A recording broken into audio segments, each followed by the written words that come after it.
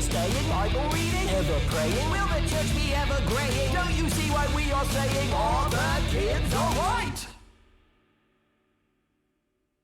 Welcome to Are the Kids All Right, the latest subseries from the Holy Post. Whether you're a parent, a youth pastor, a teacher, or a young person yourself, you've probably seen all of the headlines concerning Gen Z. Rates of depression and loneliness are surging, their relationship with technology is kind of troubling, and they are leaving the church in droves. We've talked about these trends a lot on the Holy Post, but we're not alone. 10 by 10 is a new collaborative discipleship initiative whose mission is to make faith matter more for this younger generation. You'll hear more about the great work they're doing later in the show, but we've partnered with 10 by 10 to create this series and to hear from experts in each episode about the challenges young people and those who care about them are facing.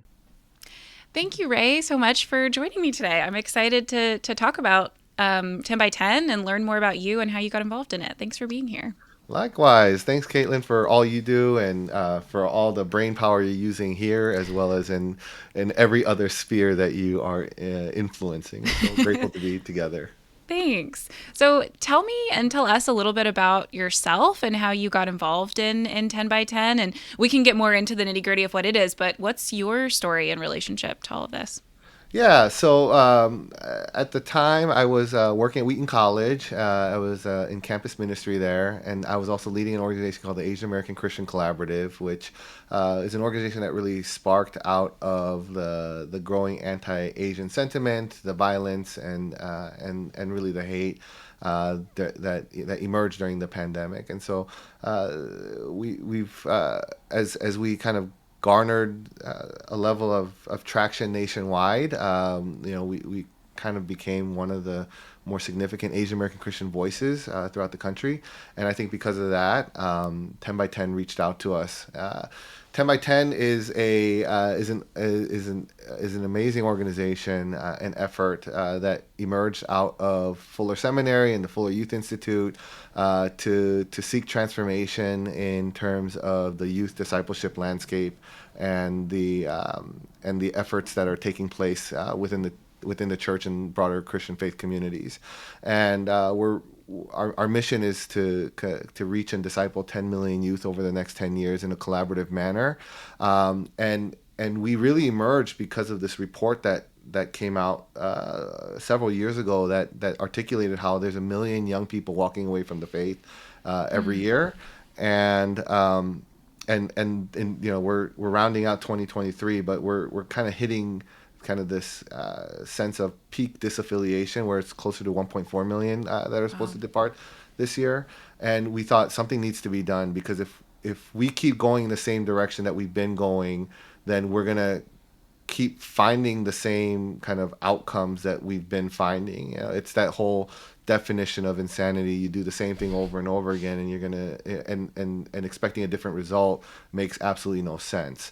And so we're trying to catalyze a movement that shifts the priority of the church and the broader Christian faith community to prioritize young people and to design and do ministry with them in mind. And so with a hyper emphasis on kind of helping people recover what we saw Jesus do, especially in relational discipleship, that we're emphasizing less of programming and more of people, less on trying to be relevant and more on cultivating relationship and really pouring into this whole notion of life on life discipleship, which is, I think, the most effective and most true to the Bible model of discipleship. And so you could think of us in some ways as like a network of networks, a collaborator of collaborations, an organization made up of a bunch of organizations that are all rowing in the same direction, trying to make a difference for the next generation and with the next generation,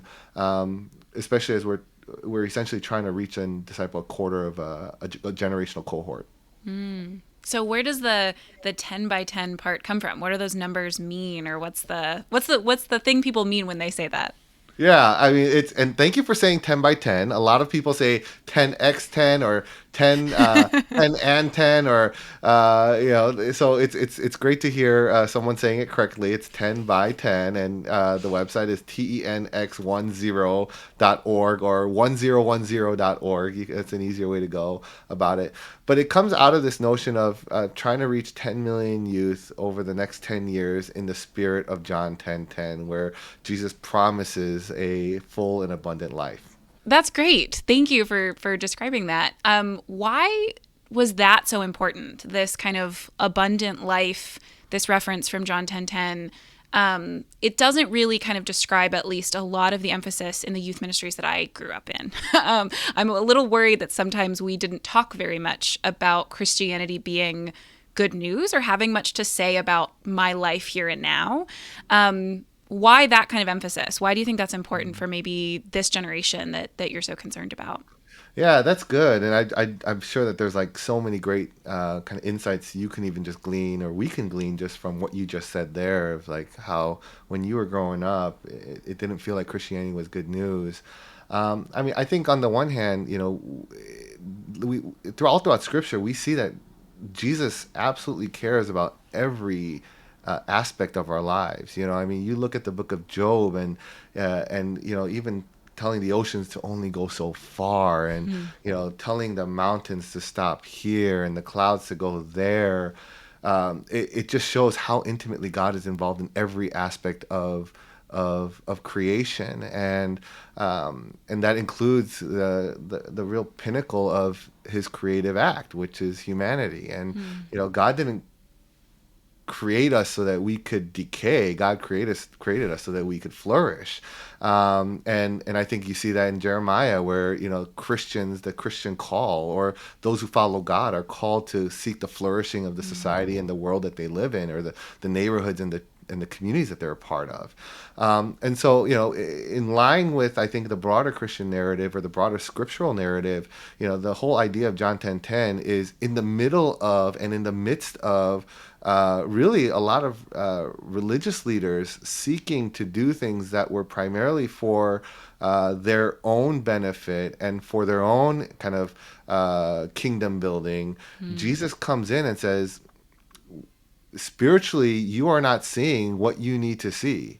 He ties a blindness of the body and a blindness of the eye to a spiritual blindness, and say some see and some don't see. Then he says that there are shepherds that actually protect, and shepherds that lead people astray. And in light of this reality, Jesus kind of contrasts two different directions that people can take.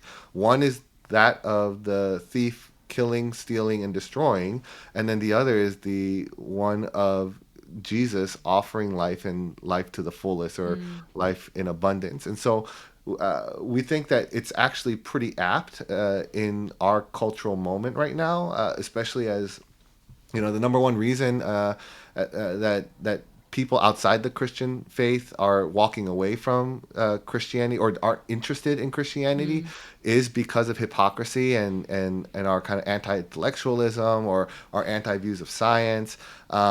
One of the things that we see Jesus calling us towards is an integrated life, and one that's integrated will lead to flourishing, especially as we kind of subsume ourselves in the love of Jesus. That's so great.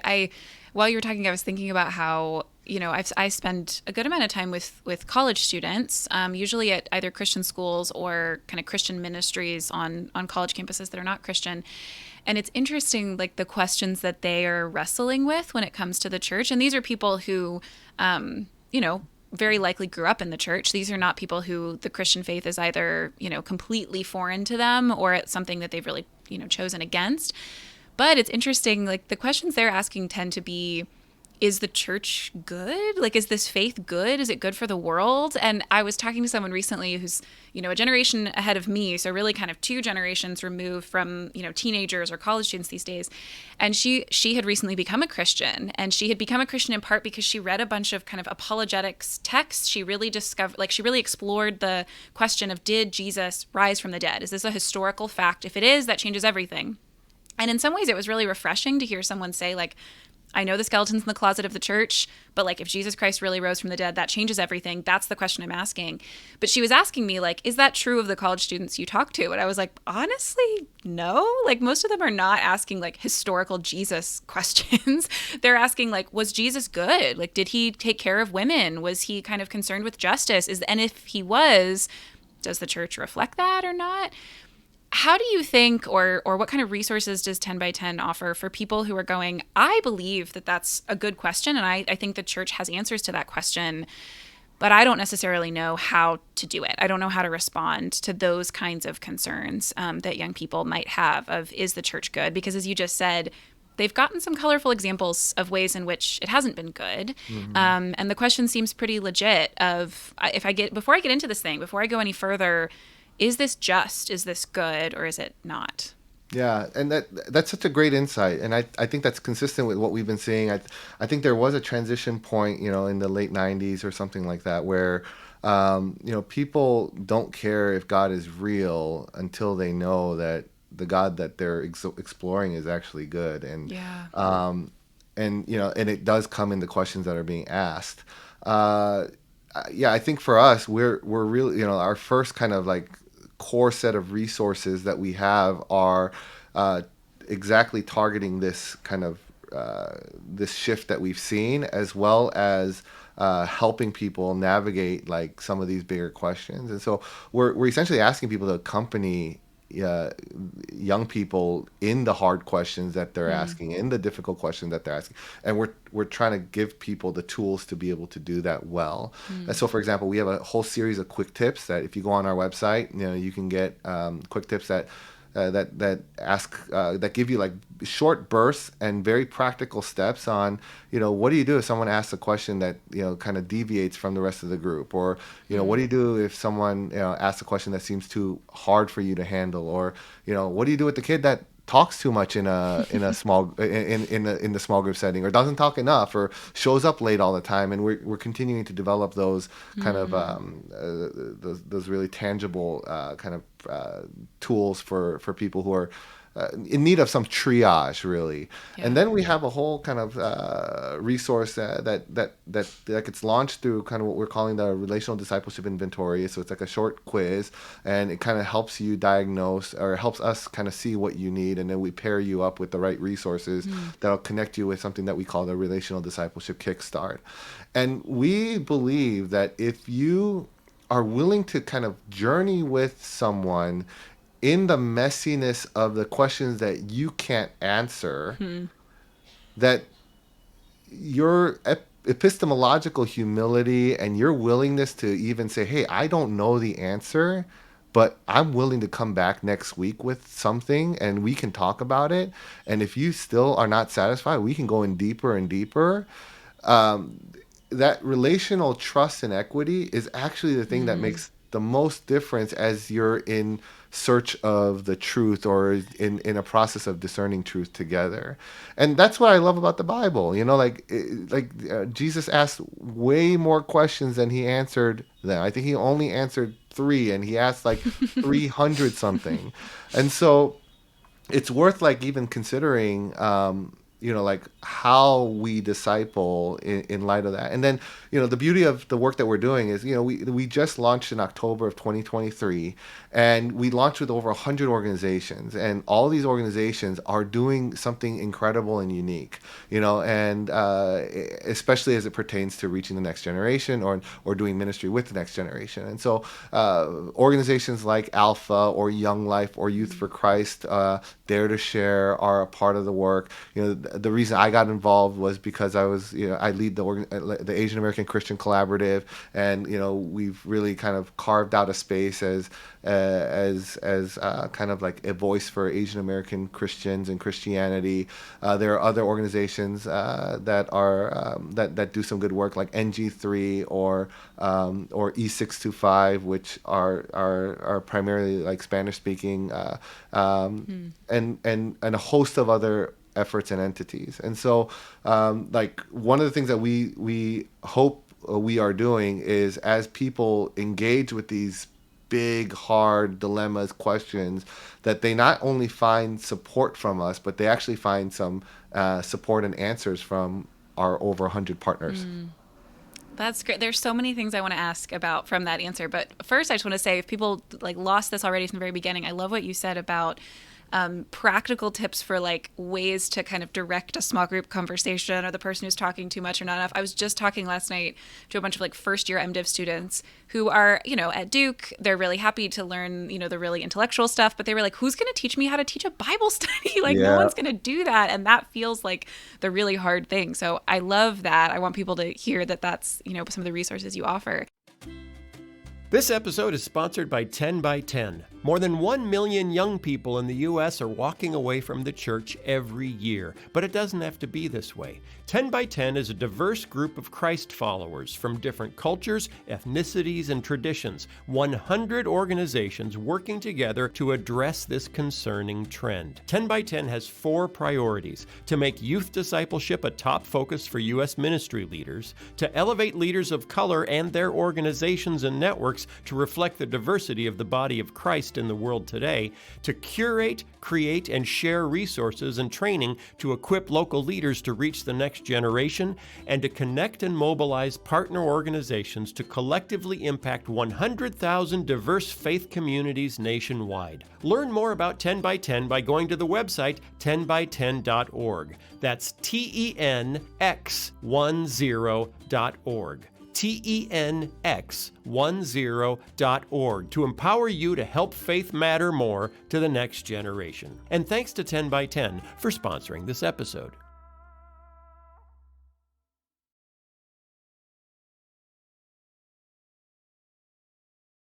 Can you talk a little bit more about the emphasis that 10 by 10 has on relationship? Because again, thinking back to my own kind of youth ministry experience, I was in youth group all growing up. I, did youth kind of things when I was in college.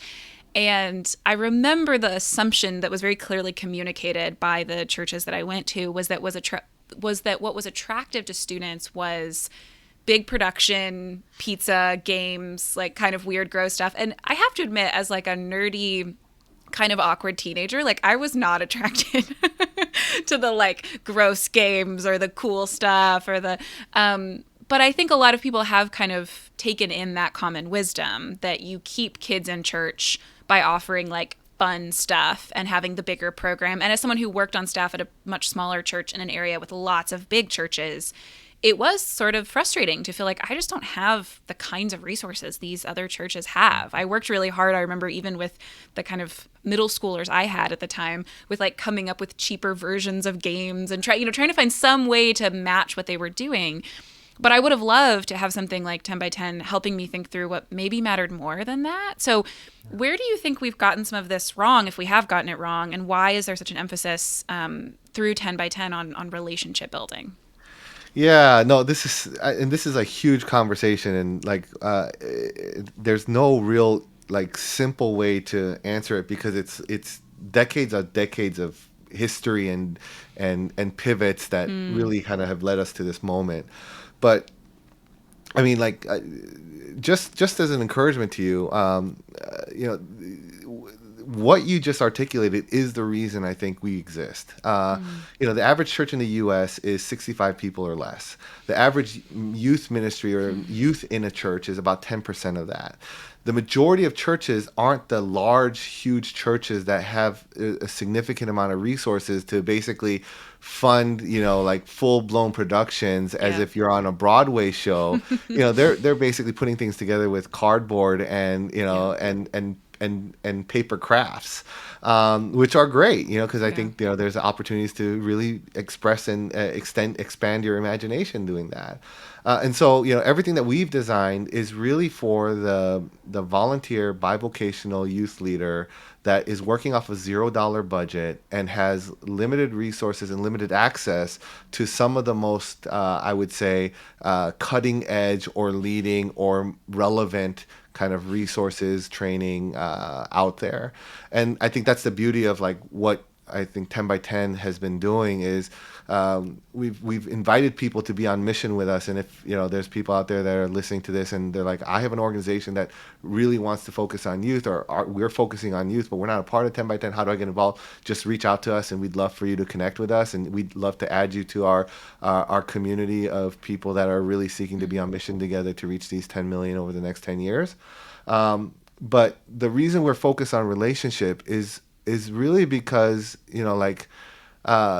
I think where we are now is that we've valorized like that incredible and worthwhile story of that person that's like walking on the street by themselves and God hears God's voice in some miraculous way, and then they go and do their own Bible studies for decades before they become a Bible scholar on their own, and then go out and lead some sort of unbelievable like evangelistic and discipleship movement.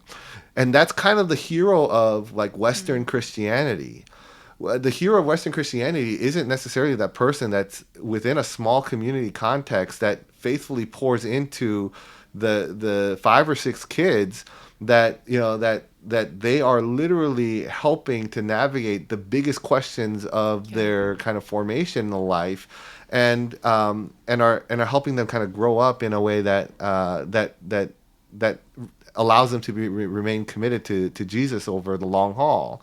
And yet, I bet you in many of our lives, the reason we are here, if we're still committed Christians, I mean, we don't have studies on this, but I wouldn't be surprised if the majority of us were like that, because someone took the time to say, you're important enough for me to carve out several hours a week to just hang out with you. And when you have a hard question, have that relationship built up so that you know that I am someone that you can go to.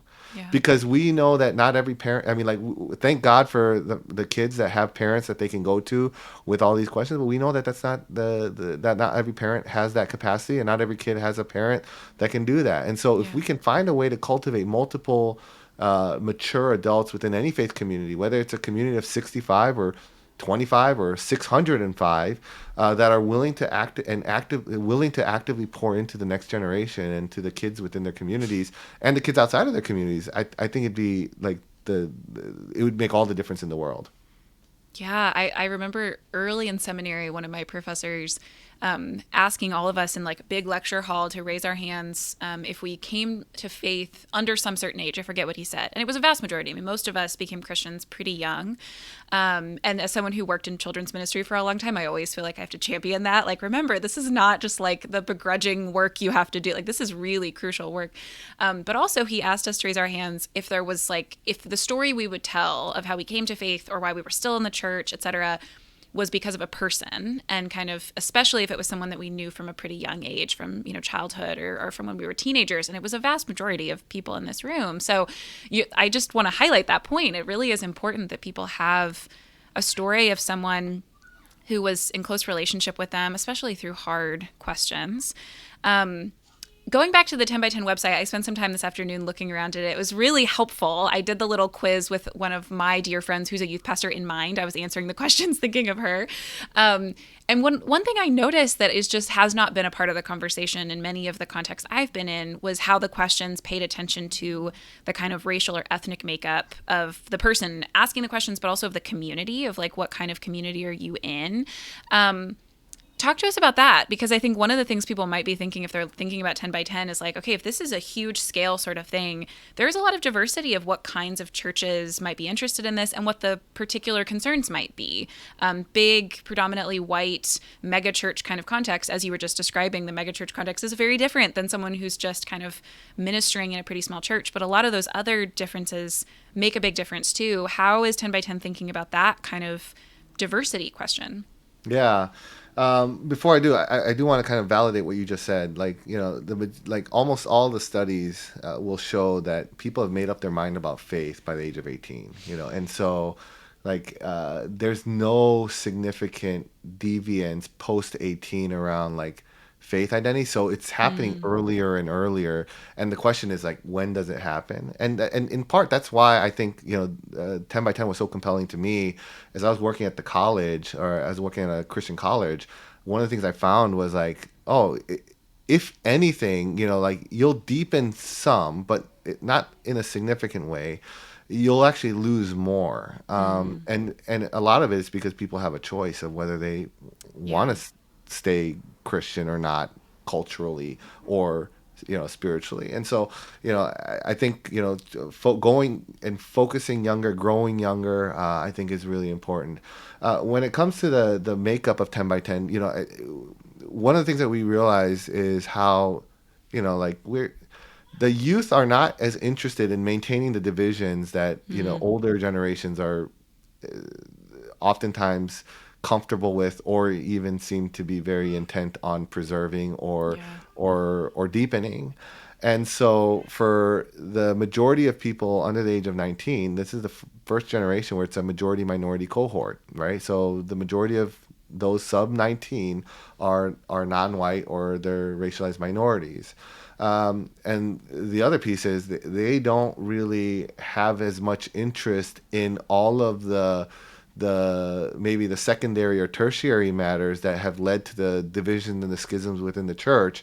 And so I think for us, we're realizing that everybody is losing. Every denomination is losing. Every kind of theological community is losing, even though we all say we're Christian. And on the one hand, you could say, oh, this might be like a purging or culling of sorts, where we're seeing people walk away. But when I actually talk to young people, they're not walking away because the call of Jesus is so substantial or is too much, or that the cost of discipleship is too high. They're walking away because the church is not giving them a compelling enough vision for what it means to be a follower of Jesus and to be a part of a Jesus following community. And so for me, and for all of us at 10 by 10, we're like, okay, what does it look like to actually collaborate and work towards unity, towards living into the unity that Jesus established, through his death and resurrection? And so one of the major things are along theological lines. And so we are broadly ecumenical, Catholic, Orthodox, mainline evangelical, historic Black church, immigrant churches, especially those that are English speaking. And we're working on doing some things in Spanish as we move forward. And then the other piece is we're really trying to navigate kind of the racialized landscape that we're a part of, and to allow for there to be an honoring of the different contextual realities that different racialized minority populations are experiencing, as well as not excluding anyone, and calling people to really work together in a manner that would bring glory and honor to Jesus. And so we have, and then especially because so many of the resources out there at the moment are designed with those that can pay for it in mind.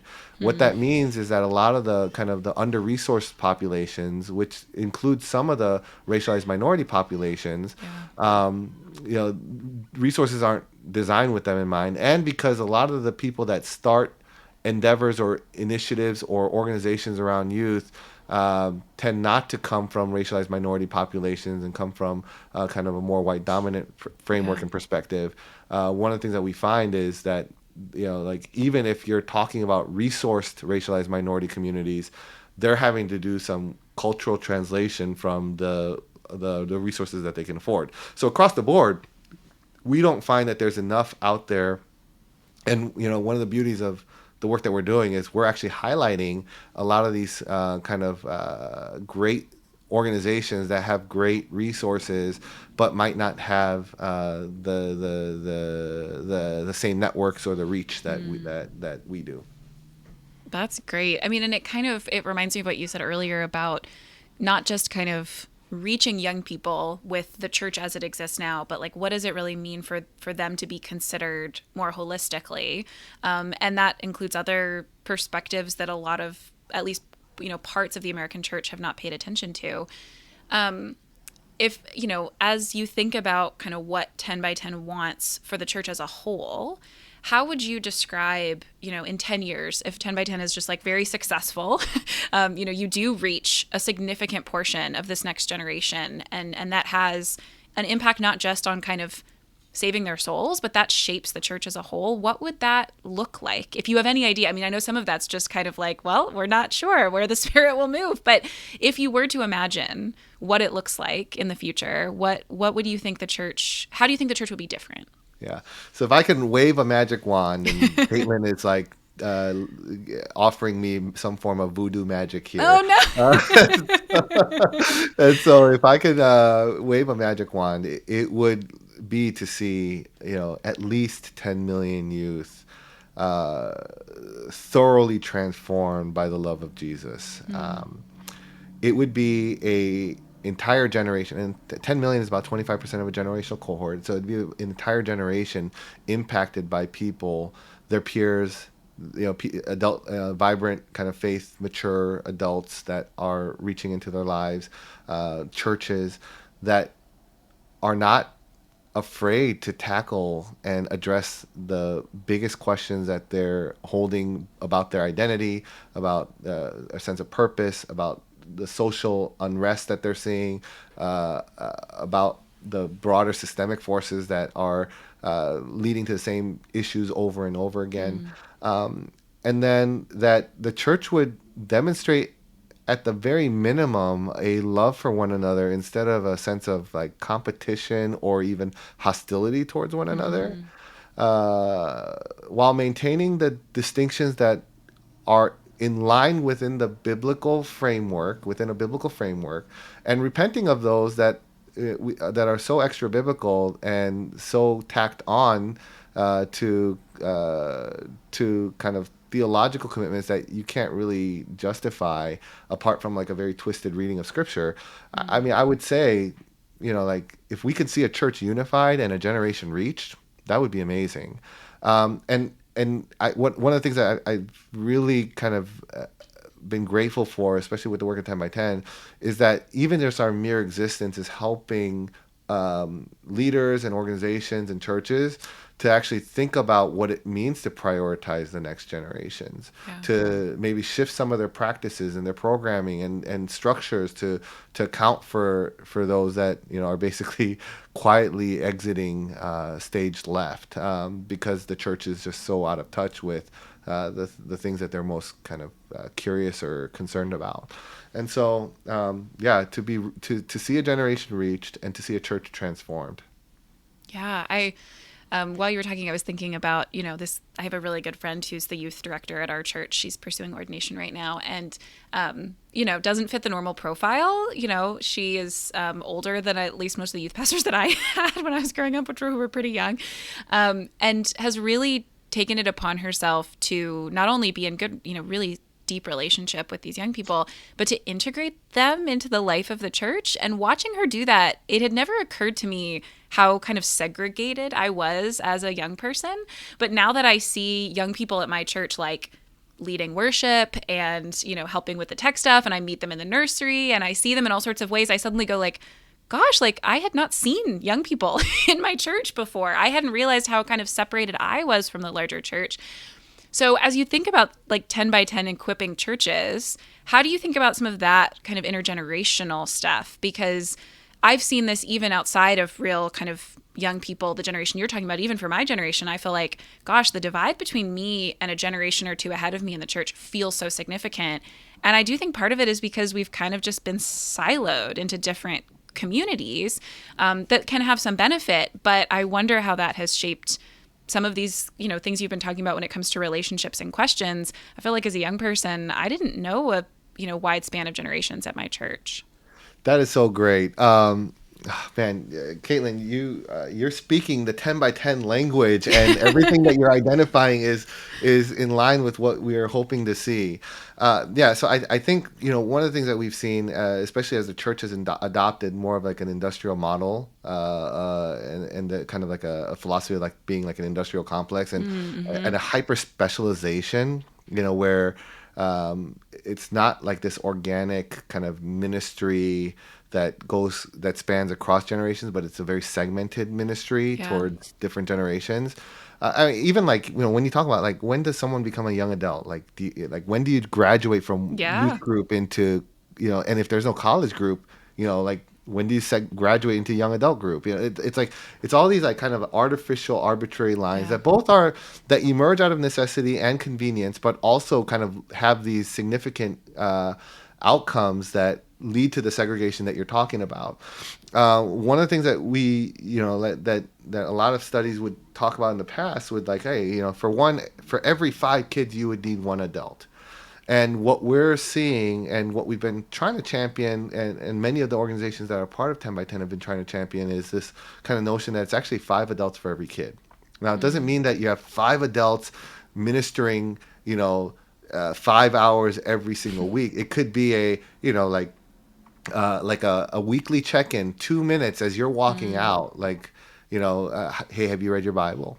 Hey, how are you doing? What's God's kind of showing you these days?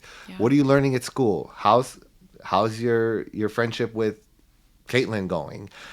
Checking in so that there's an adult perspective that's speaking in.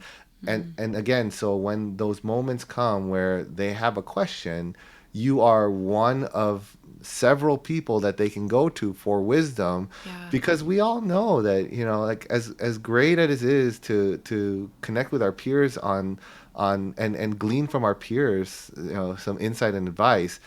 It's not always the best advice because they're not always that much ahead of us. And so I would say the peers should be one of many groups that are speaking into our lives, but mature adults that are following Jesus and modeling what it looks like to follow Jesus in relationship with people is helpful.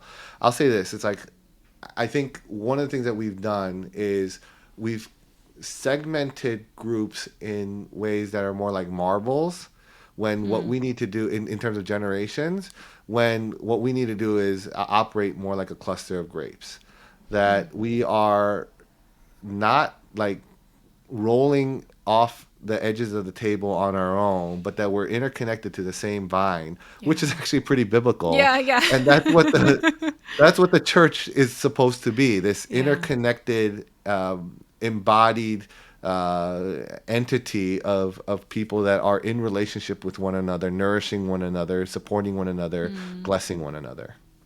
Yeah, I love that. I love how you said it could just be, a quick check-in with someone, and that you need that whole community of people, because I mean, even in my own church, I think of, it feels like this huge commitment for someone to say like, oh, I'm going to be a youth, staff or volunteer. I'm going to really, like, this will be this big chunk of my life, and we need those people.